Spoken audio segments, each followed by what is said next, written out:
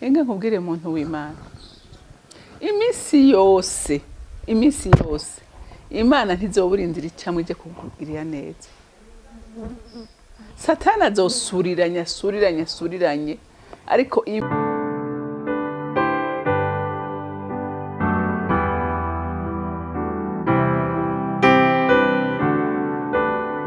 Namunezero kandi gusubira guhura namwe ngo tuganire ijambo ry'Imana, ariko imbere ko dutangura kuganira reka tubanze dusenge. Ndaririmba ishimwe ry'umwami Imana, ndatazira umwami wanje yankunze ntabereye, angirira neza ndi mu bindi wo gupfa ndo kurimbuka, ndo gucirwa kwiteka, ariko angirira neza ndekagirira neza na bene data bose bamwizeye. Uyu munsi akaba hari watugwanira intambara z'uburyo bwose. Mwami wanje ushimagizwe kandi wubahwe kuri urwo rukundo n'ubwo buntu. N'ubu turakwiyambaje ukomeze guhishurira imitima ya benshi, bamenye igikorwa wakoze ko ari igikorwa c'icubahiro, kandi kuba ukwisunze wese atigera atemba na rimwe. Ushimagizwe kandi wubahwe muri byose na hose, n'izina ryawe ryera senze nizeye kuvyumvise. Amen, amen.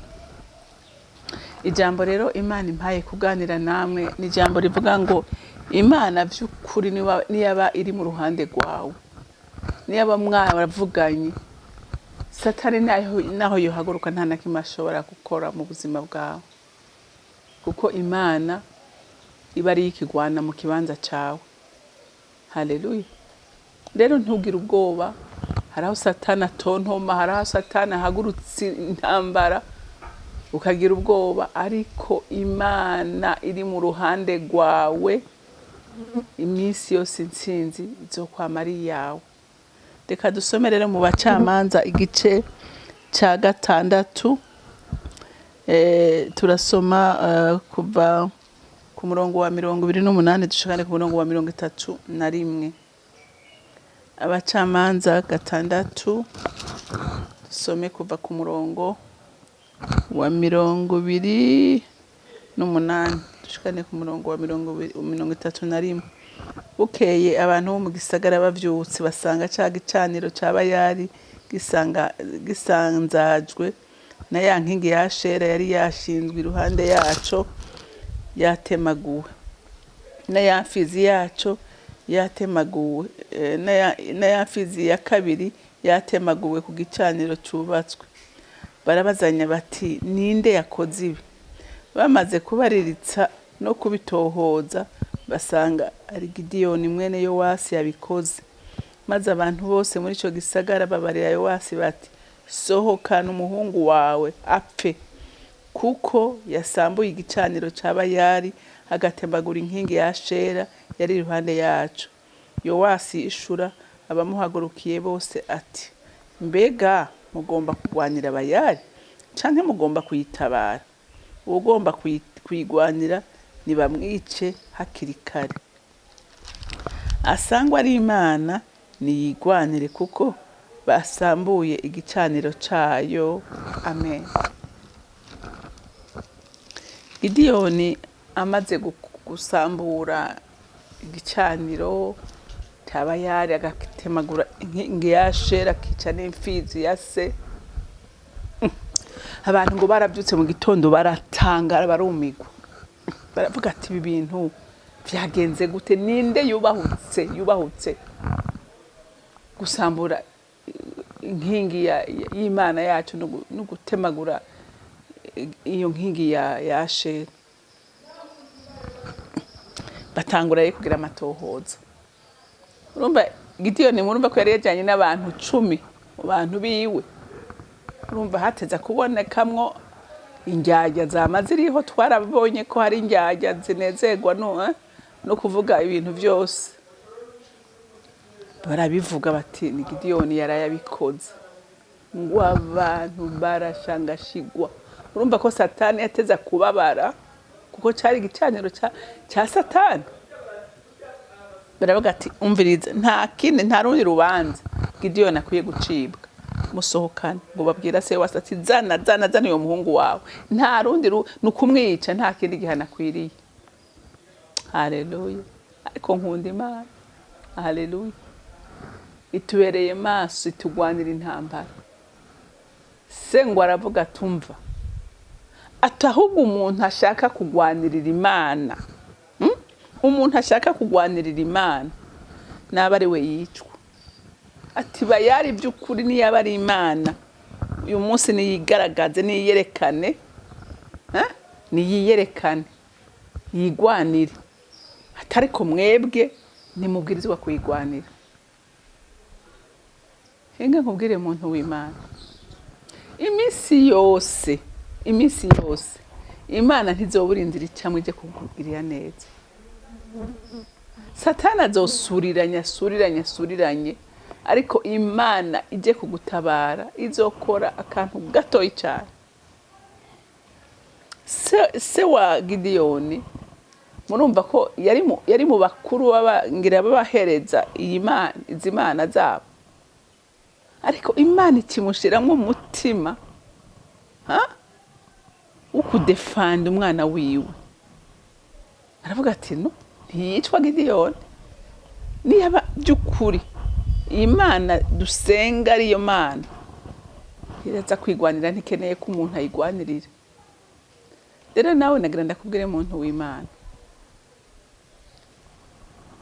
ni waba by'ukuri uhagaze mu gikorwa cy'Imana, ni waba uhagaze uko Imana igomba, mu kibanza Imana ishaka, uri gukora ibyo Imana ishaka, Satani ntazoreka kugutera.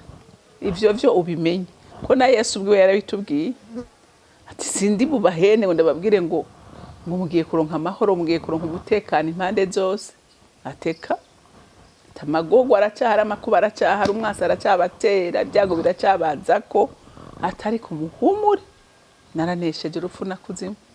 Abanyizeye intsinzi ni yaba iminsi yose. Haleluya. Ati intsinzi ni y'abanyizeye. Gideyoni rero Imana igira iki? Imana iramugwanirira. Imana iramugwanirira kubera iki? Kubera yakoze uko Imana ishaka, yakoze uko Imana yamutegetse. Imana nayo iramutabara. Rero nawe uyu munsi ukaba ushaka gutabarwa n'Imana, kora iki jambo ry'Imana rivuga, iki jambo rigusaba ugikore. Imana ntiyo ntizokwivuguruza kuco yavuze. Haleluya, haleluya. Yaravuze ngo jewe Imana ngo hako nivuguruza kuco navuze ngo no kwemera isi n'ijuru bigakugwaho. Haleluya. Rero Imana irahagaze ku ijambo ryayo, irarihagaze ko ni wakora uko ukubwiye Imana izobana nawe, nutakora uko ukubwiye Imana izoba kure yawe. Haleluya. Kandi by'ukuri si Imana iduta abantu b'Imana. Imana ntihindura ikibanza, Imana ntihindura gukora. Eka twebwe nitwe tuva mu kibanza Imana idushakamo tukayitera umugongo. Uyiteye umugongo n'ukuri ntiguforce irakurindira. Wisubiye kuvuga ngo jewe ahandi se nari nkwiriye, ibindi munsi byo nari nkwiriye gukora, ikangaruke ku Mana. Imana yamateze ibiganza. Uri kurasoma muri Bibiliya ni kenshi abanyisirayeli batera umugongo Imana, bagakora ibyankwa nayo, bagasenga ibigirwa Mana, bakivanga, bakakora ibintu kandi babikora uko bagakubitika bakamererwa nabi. Ariko bagaruka bakayirira, bakakubita inkoro imbere yayo, bakarira, bakagira.